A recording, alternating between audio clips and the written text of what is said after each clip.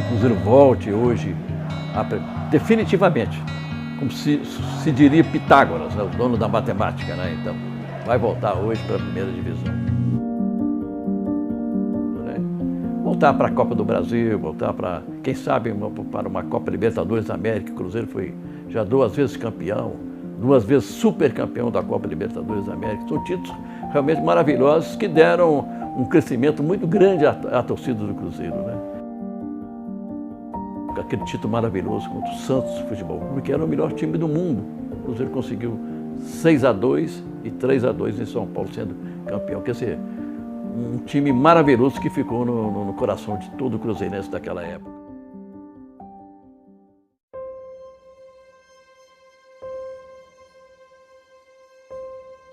Porque eu me lembro com um negócio assim no peito, né? No dia 8 de dezembro de 2019, quando eu falei, o Cruzeiro está na 2ª divisão. Terminou o jogo contra o Palmeiras. O Cruzeiro está na 2ª divisão do futebol.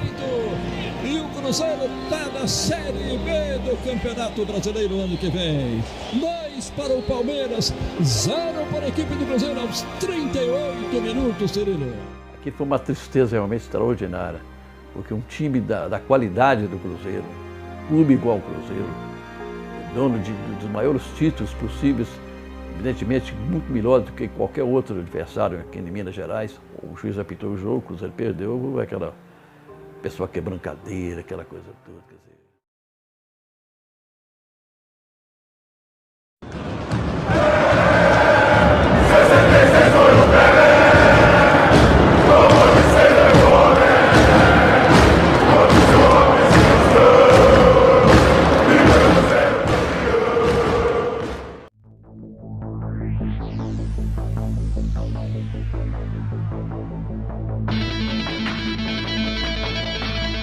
Santos e o Botafogo, nessa época, eram os dois, estavam entre os 5 melhores times do mundo. Os dois, o Santos certamente era considerado o melhor, inclusive, né? Dia 1º de dezembro de 66, o Cruzeiro era um time médio do futebol brasileiro e tal, ganhou do Americano de Campos e se classificou, ganhou do time do Rio também, se classificou para decidir com o Santos. Santos favoritíssimo. E o Santos foi a Belo Horizonte. O Santos não tinha jogado ainda no Mineirão. Gilmar, Carlos Alberto, Mauro Ramos de Oliveira, Oberdan, Zé Carlos Silvério, lateral esquerdo, Toninho, que virou Toninho Guerreiro no São Paulo, um tal Pelé, entendeu? Aí, beleza. Os concentrados no hotel, um dia antes, portanto, dia 30 de setembro, dia 30 de outubro, de agosto, né? Então eles chegaram em Belo Horizonte, ficaram no Hotel X lá. Muito bem. Aí todo mundo dormindo, aquele negócio todo, fizeram lá um reconhecimento do Mineirão, onde nunca tinham ido. E no outro dia, à noite, lá pelas 5 da tarde, às 6 da tarde, o jogo era às 9h30, 9 horas, eles foram lá pro Mineirão. Mas antes, ele falou assim, lá no ônibus já, gente, o negócio é o seguinte, eu tenho uma orientação perfeita para te ganhar desse timinho do Cruzeiro aí. Falou desse jeito mesmo. Bom, chegaram no Mineirão, já os jogadores ficaram impressionados, porque eles foram ao Mineirão, mas sem público, né? Estava tudo parado, bilhões de torcedores do Cruzeiro para subir até o Mineirão lotado, 99,9% torcedores do Cruzeiro. E aí o Santos chega meio que assustado, assim, o ambiente está argentino aqui, o Carlos Alberto falou. Está meio argentino isso aqui, ué, tá louco, aí só tem torcida contra, porque a gente quando jogava em outros lugares sempre tinha muita gente do Santos para torcer pelo Pelé, para ver o nosso time. Aí foram pro vestiário. Aí o melhor da história para terminar. Estão lá no vestiário, todo mundo já trocado, o jogo ia começar ali 15, 20 minutos. O Lula falou, ó, gente, o Santos já era bicampeão do mundo, a seleção brasileira era bicampeã do mundo. Olha no que se baseou o técnico Luiz Alonso Pérez para orientar o time dele. Carlos Alberto contando. O negócio é o seguinte, ele falou que o Lula não dava instrução, nada. Simplesmente botava as camisas lá, o jogo começava, o Santos metia 3, 4, 5, 6 e estamos conversando. O Lula falou assim, ó, hoje eu tenho uma orientação para vocês. Não vamos fazer gol de cara, não. Aí os caras ficaram assustados, o Gilmar, né, o Pepe, Zito jogou também. Aí ele falou, o negócio é o seguinte, enquanto vocês estavam dormindo, hoje cedo, eu fui tomar café e o garçom me contou e depois veio o Metro e reafirmou que esse time aí, do Cruzeiro, corre mais do que notícia ruim. É uma molecada perversa. Eles correm demais. Então, para baixar o facho deles, para sossegar o abacaxi deles, nós vamos fazer o seguinte, porque eu fui orientado pelo maître e pelo garçom. Nós vamos tocar a bola. Só o Cerca Lourenço daqui, dali e tal, a gente toca a bola uns 15, deixa os molecada correr. Aí quando eles começarem a cansar ali pelos 20, 25 primeiro tempo, a gente faz 1, 2, 3, aí no segundo tempo faz mais uns 2 e acabou. Isso. É Raul, Pedro Paulo, Procópio, William Procópio Neco, Piazza Dirceu, Natal, Evaldo, Tostão e Hilton Oliveira. A primeira vez que eu me lembro, com clareza, de ter ouvido falar em Tostão foi numa tarde de sábado, na casa dos meus pais. Me lembro do narrador da TV Tupi, Walter Abrão, se referindo a Tostão da seguinte maneira: dizem aqui em Belo Horizonte que Tostão é o Pelé mineiro. E eu achei muito engraçado. E comentei com meu pai, imagina, um cara com o apelido de Tostão pode ser o Pelé. Pelé já valia milhões de dólares. Qual que é o seu top 5, os 5 melhores jogadores que você considera da história? Do Tostão, que eu achava um excelente jogador, que era o mesmo tipo do Maradona, mas eu acho que era um pouquinho mais técnico. O Maradona era muito rapidinho. Você acha que o Tostão foi melhor que o Maradona? Foi no mesmo nível. Eu acho que o Messi é o mesmo nível que o Maradona, mais ou menos igual. O Maradona, para mim, era um pouco mais rápido que o Messi. Desde pequeno aqui nos campinhos de futebol, e cujo sonho era ser um dia um jogador de futebol do Cruzeiro, né? Era meu sonho de menino, de criança. E aí, com 16 anos de idade, eu recebi o convite do Cruzeiro e pude transformar o meu sonho em realidade. Mas eu não cabia de mim, de felicidade, de poder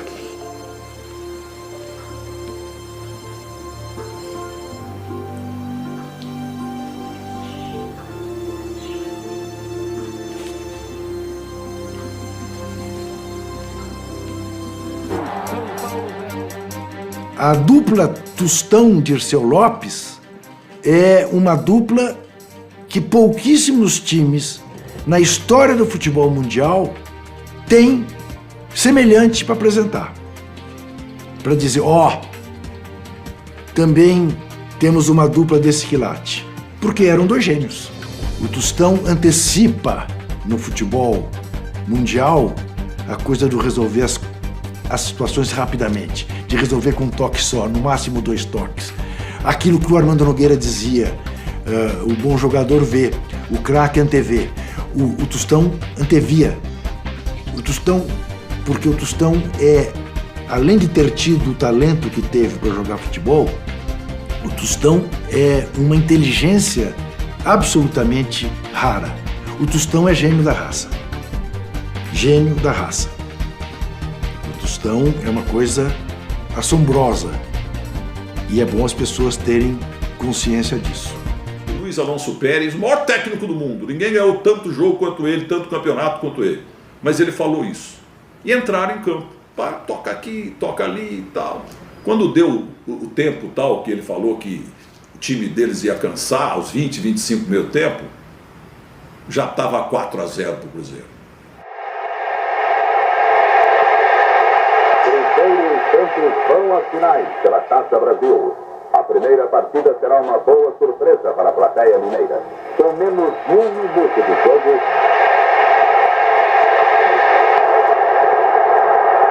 a equipe de Belo Horizonte abria a contagem com um gol contra do Santista. Pelé e seus companheiros não esperavam encontrar um Cruzeiro forte. Não demorou e veio outro gol.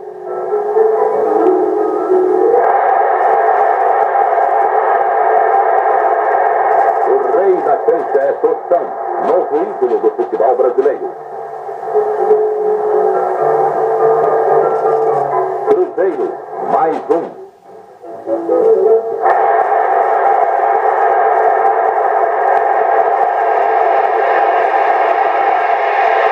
O Cruzeiro dominava fácil e saía o 4º gol.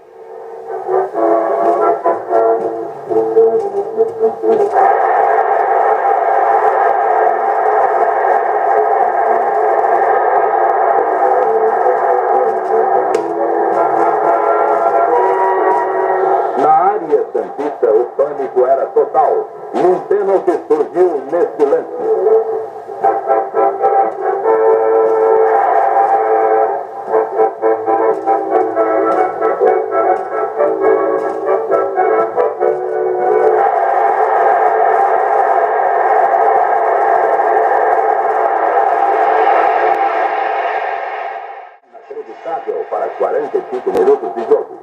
O Santos voltou melhor, teve uma bola na trave e pressionou até conseguir seu primeiro sucesso, diminuindo a grande diferença. Sim, diferença imposta na primeira etapa.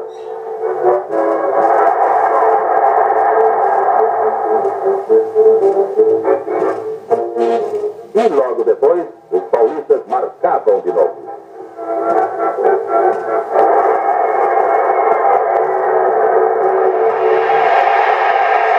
O Cruzeiro estava em dia de glória e assinalava o 6º gol.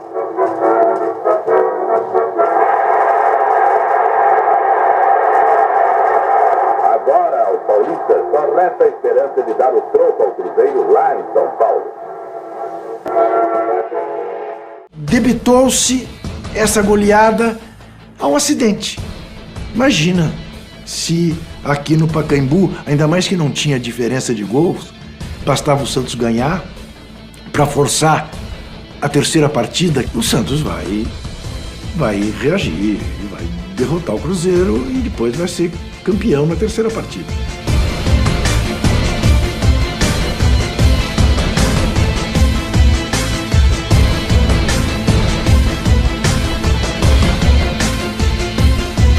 Mas o Santos entrou para tentar fazer o que o Cruzeiro fez no Mineirão. Tanto que de pronto fez 2-0. E eu recordo bem ainda que quando estava 2-0, o Pelé pegou a bola quase lá no meio de campo, com o campo molhado, tudo, e bateu pro gol. Ela resvalou no poste do lado direito do Raul, embaixo, que ela foi rasteira, e saiu para ele de fundo, e eu lembro, o Pelé comentou para mim, é questão de sorte, viu? Apita o árbitro, abrem-se as cortinas e começa o grande espetáculo torcida brasileira. Movimenta Pelé, entregando na meia direita rapidamente para Toninho, Toninho retardando o corpo para Mengalvio. Mengalvio tenta jogar em profundidade para Pelé, Pelé desceu, escapou de uma, escapou depois, é fundo.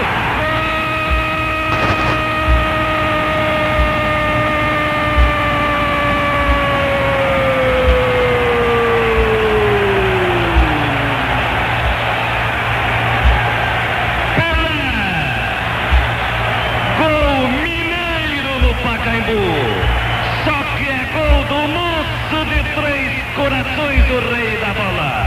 Dirceu Lopes entregou na meia esquerda finalmente para Toninho, Toninho dá na ponta para Edu, Edu outra vez para Toninho, desceu, progrediu, é fogo, atenção, chutou. Gol!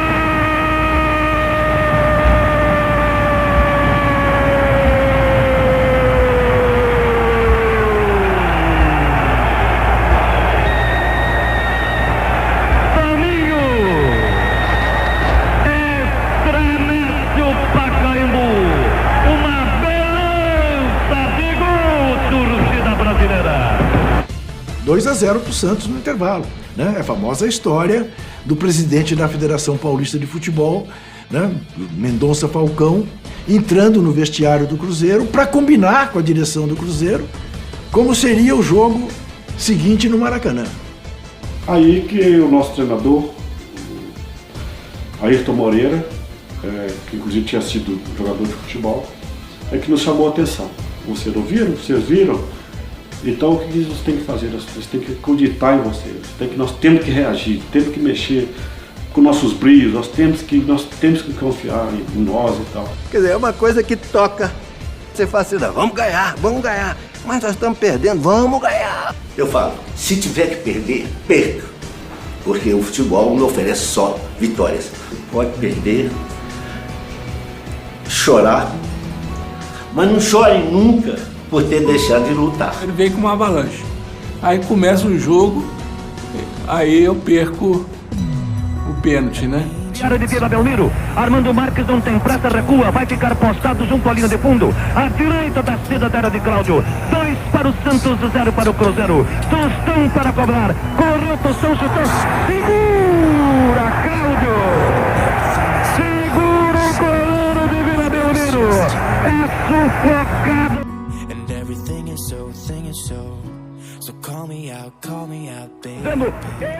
Realmente correu Tostão, chutou para o gol.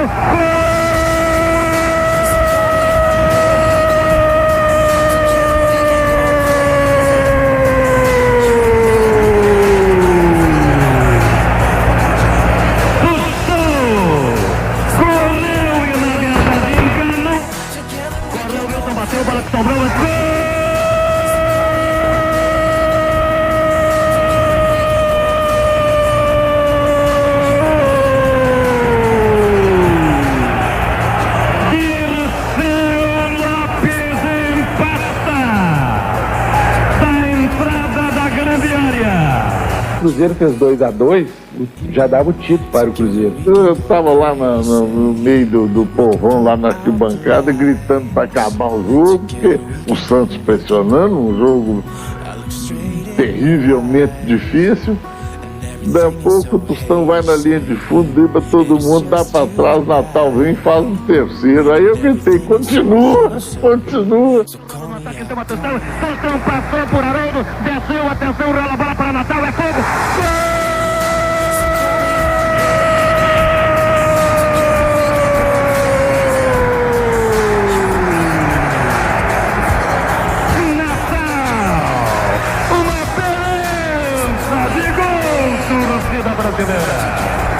Herói, o grande Tostão, o milionário de bola, Tostão.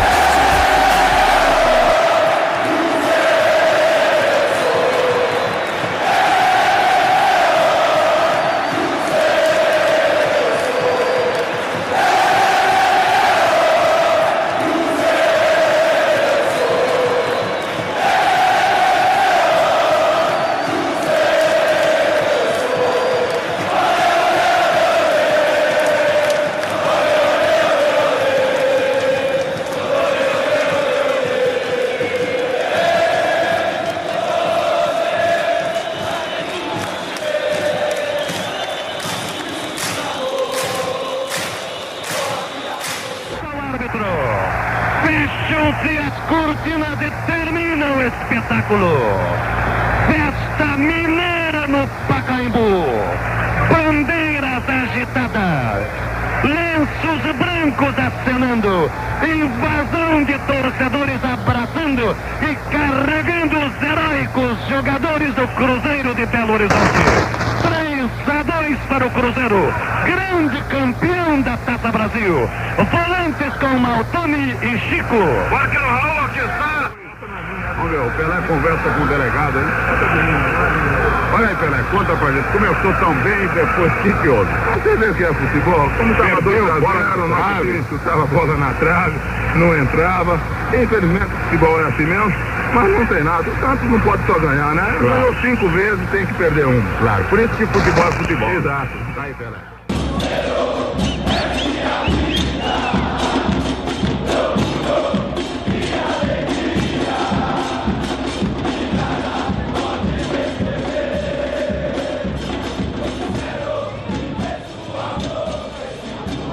Para os clubes brasileiros, ganhar uma Libertadores parecia ser um sonho só alcançável com um time tão excepcional como o do Santos de Pelé. Mas aqui no Brasil, numa decisão, um clube tinha posto na roda esse timaço de Pelé.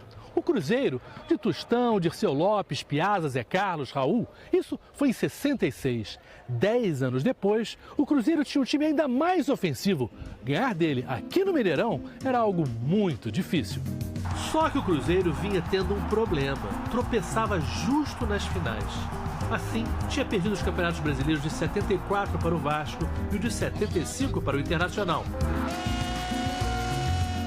Roberto, na sua opinião, por que o Cruzeiro só chega a vice-campeão? Bom, se a gente soubesse, nós jogadores, a gente teria acabado com isso há muito tempo.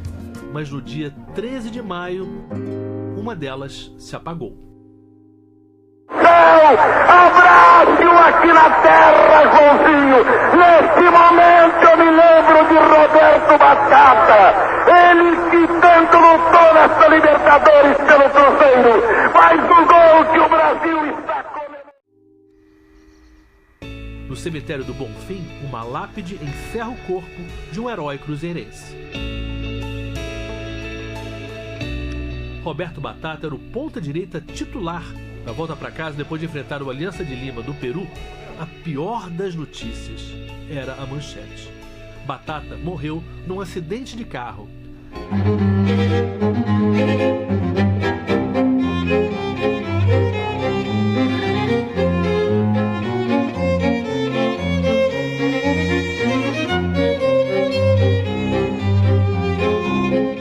O Cruzeiro, já na segunda fase da competição, saiu para fazer 2 jogos no exterior contra a LDU em Quito, dia 12, ganhou por 3-1. 3 dias depois, dia 12, goleou o Alianza Lima por 4-0 no Estádio Nacional de Lima.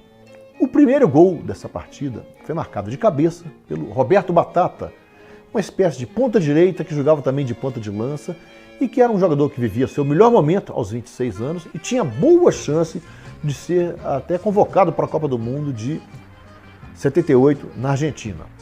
Pois bem, o Cruzeiro venceu esses 2 jogos e viajou a madrugada inteira do dia 12 para o dia 13, passou pelo Rio de Janeiro, fez conexão para Belo Horizonte, chegou já de manhã, dia claro, do dia 13 em Belo Horizonte. Roberto Batata correu em casa, tomou um banho correndo, pegou as roupas e se prontificou a ir para Três Corações, a 292 quilômetros de distância, visitar a mulher e o filho de 11 meses. A saudade era tanta que ele não quis esperar, não quis dormir. Ele bateu na porta do Dirceu Lopes, que era seu vizinho de prédio, comunicou que ia viajar para Três Corações para visitar a mulher Denise e o filhinho. O Dirceu Lopes falou, pô, você deve estar cansado da viagem. O Dirceu Lopes estava se recuperando de uma contusão que o tirou de campo por 1 ano. Falou, você deve estar cansado, não viaja, não faz isso. Mas ele foi assim mesmo e quis o destino que ele sofresse um acidente no quilômetro 172 e morresse. O Chevette que ele dirigia bateu de frente com uma carreta, ele morreu ali aos 26 anos. Trágico acidente que roubou a vida de um jovem, um elemento tão querido no Cruzeiro, no futebol mineiro e brasileiro. É uma perda irreparável para o nosso futebol, para a família cruzeirense e para seus familiares. Reunimos-nos aqui para suplicar a Deus pelo nosso irmão Roberto Monteiro, que nos deixa para ganhar a recompensa eterna. No enterro, comoção em Belo Horizonte. Milhares de fãs se despediram do ídolo. Companheiros de time e até um jovem atacante do maior rival renderam homenagens. A gente fica muito sentido, é até difícil a gente acreditar nas coisas dessas. O que a gente pode fazer é só ficar na falta desse grande colega que foi o Roberto.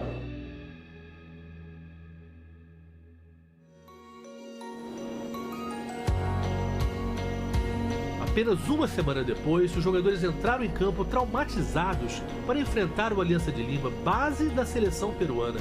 O time do Aliança de Lima, eles prestam homenagem pro Roberto Batata. E aí, rapaz, foi duro.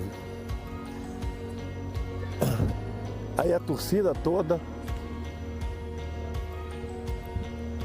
Bom, aí começa o jogo, né? Começa o jogo... O Cruzeiro deu um show, ganhou de 7-1. Muita gente achou que todos quiseram fazer 7 gols para homenagear Roberto Batata, que era o camisa 7 do time. Não foi bem assim. Segundo tempo eu pego uma bola pela direita, saio driblando todo mundo, eu entro quase no beco da pequena área, dou de canhota, a bola vai, bate no travessão e não entra. E termina o jogo 7. E aí, todo mundo, né? Porque tinha que ser 7, porque a camisa dele era 7, era o ponta direito. Mas não tem nada a ver, foi coincidência. Classificados para as finais contra o River Plate, os jogadores do Cruzeiro tiraram força da morte de Batata. Parecia que estava jogando com 12, porque a gente não tinha a sensação da ausência dele. Isso que foi mais importante. Sempre que entramos em campo, nunca faltou a presença dele. Ele sempre estava lá, então foi uma coisa espetacular isso, nesse ponto. O ambiente no Cruzeiro é um dos melhores ambientes que eu encontrei até hoje. Estive no Grêmio de Porto Alegre, no ambiente lá não é muito sadio. Então aqui no Cruzeiro eu encontrei um ambiente espetacular. A delegação do River desembarcou às 6h15 no aeroporto da Pampulha. Atualmente, o River é o melhor time da Argentina, tanto que conseguiu superar o campeão da América, o Independiente. Eram tempos mais leves. O ônibus do Atlético Mineiro levou o River para treinar na Toca da Raposa, CT do Cruzeiro. Nos 2 primeiros jogos da decisão, uma vitória para cada lado. A finalíssima teria que ser numa cidade neutra, e a capital do Chile foi escolhida. O Cruzeiro começou melhor, fez 2-0, mas o River Plate era um timaço, não desistiu e igualou o placar. Empatados em 2-2, finalzinho do jogo, o Cruzeiro tem uma falta na entrada da área. E para quem tinha o lateral Nelinho, especialista nessas cobranças, era quase meio gol. Todo mundo dentro de campo e fora imaginava que ele fosse bater a falta. Ninguém contava com o atrevimento de um jogador que sempre esbanjou a autoconfiança. Fui andando para a bola. Quando eu cheguei na bola, estou armando, o Piada vai e faz a menção de passar para o Palhinha sem autorização do árbitro. Quando ele fez isso, eu pisei no pé dele. E falei, calma, Piada, o que é isso? Aí ele começou a me xingar e eu xingar ele. E o Joãozinho estava do meu lado, eu não vi. Nelinho quem tem que bater. Quando o Joãozinho bate, que eu olho, eu filha... Aí eu vejo a bola entrando, aí eu olho pro juiz correndo pro meio de campo, aí saiu pro abraço. Eu achava que o Joãozinho ia fazer um movimento de figuração, né? Tipo, passar por cima da bola pro Nelinho vir e bater. 42 minutos, restam 3 minutos. É marcar esse gol e o Cruzeiro meter a mão no caneco, torcedor do Brasil. Toma posição, Nelinho. Agora sim, a barreira atrasa. Não, o juiz vai autorizar. Nelinho vai tentar o pé de chumbo. Ajeitou a bola no terreno. O juiz autorizou. A equipe do River catimba. Isso é bom. Nelinho está descansando neste momento. Porque agacha-se, mete a bola no lugar exato. O juiz vai lá, mete a bola mais para trás. Jogador argentino, Ortiz reclama. Fica na frente da bola. Bastante catimada. É boa. É Nelinho quem tem que bater. Tem que se afastar, tomar posição. Meteu um gringo com bola e tudo para dentro do gol. Bola... Adivinhe! Adivinhe, Joãozinho! Pelo amor de Deus, Joãozinho! Você, Joãozinho!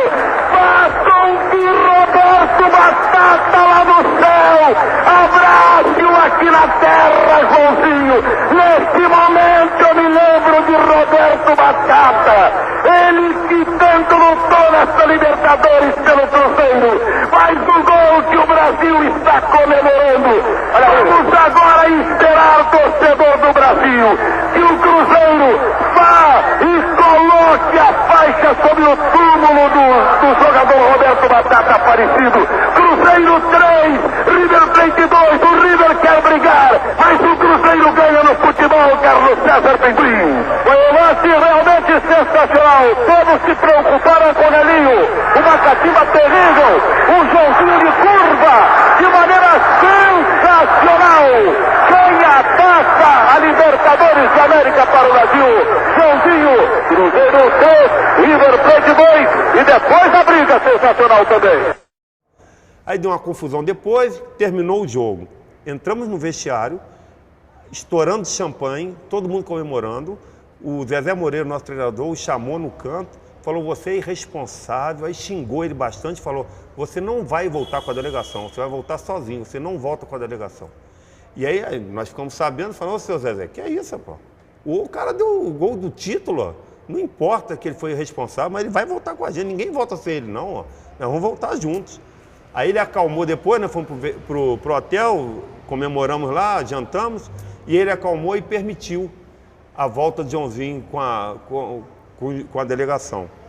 E ela entrou. Hora de ouvir a versão do irresponsável e sensacional Joãozinho. Eu não era cobrador de falta, o Nelinho não deixava ninguém, não só eu, ninguém chegava perto da bola. Eu olhei o goleiro, ele medindo a trave, o canto da trave, e eu olhava pro Nelinho. Eu falei assim, vou bater agora.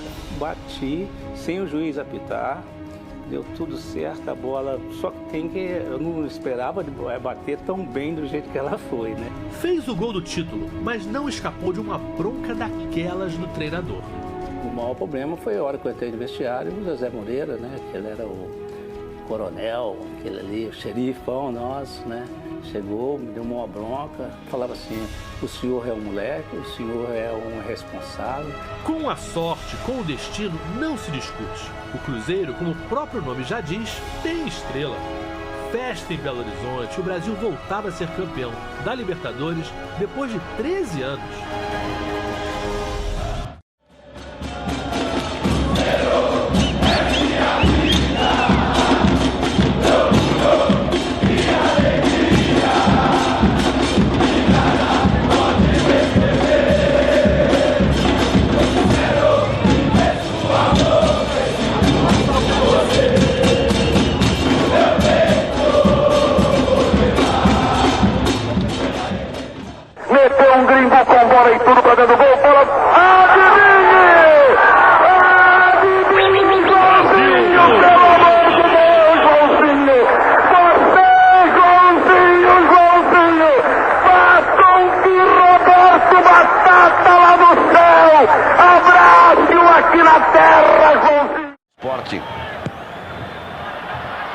Olha o capricho na cobrança.